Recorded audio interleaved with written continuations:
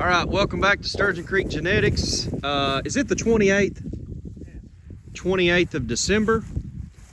And we just moved our mature cows into a new section of grass. I don't know if you can see, basically going around on the side of the hill. We've got our fence. It goes to that white fiberglass corner, and it goes right behind me right here. We actually, hey Dad, come right over here and tighten this up.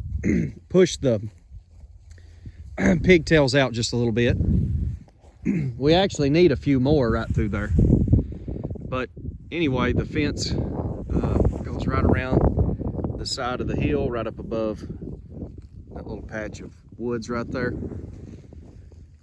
And then they can still go back up and drink over that hill right there. Now, probably in the next section, I'm sorry about the spinning that I'm doing.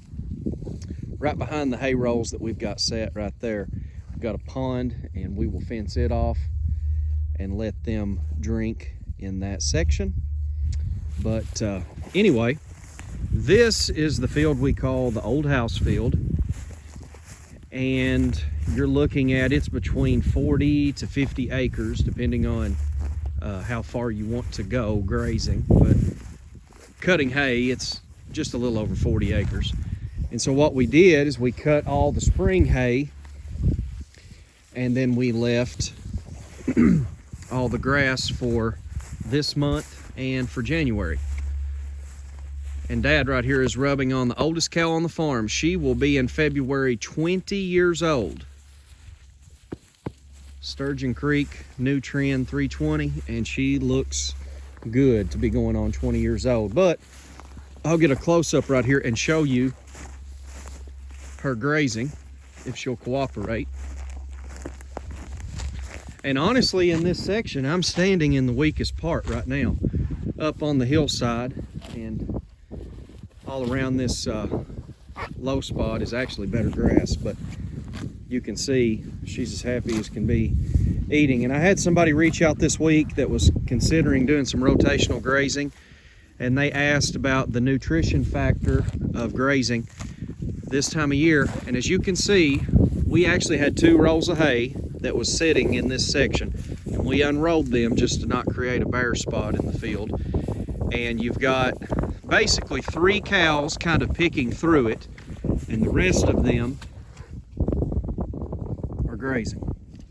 So if they have the option of eating fescue and some of the summer grasses mixed in, they're going to pick that over hay. Well, you look at body condition on these animals, That's and they're right. just straight grass.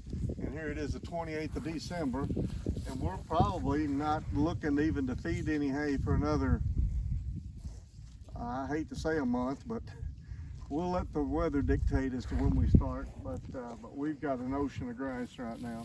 I mean, it's not crazy to think that we will be approaching Valentine's Day and you know, maybe have not fed that many rolls of hay. So, and I mean, you can zoom in and you can look at the body condition of our cows. And honestly, since the spring flush, really of late April, I would argue our cattle are as in good a shape right now as they've been the whole year. Now, in this section, only one of them has a calf. She actually got bred on accident. But, you know, all these are bred.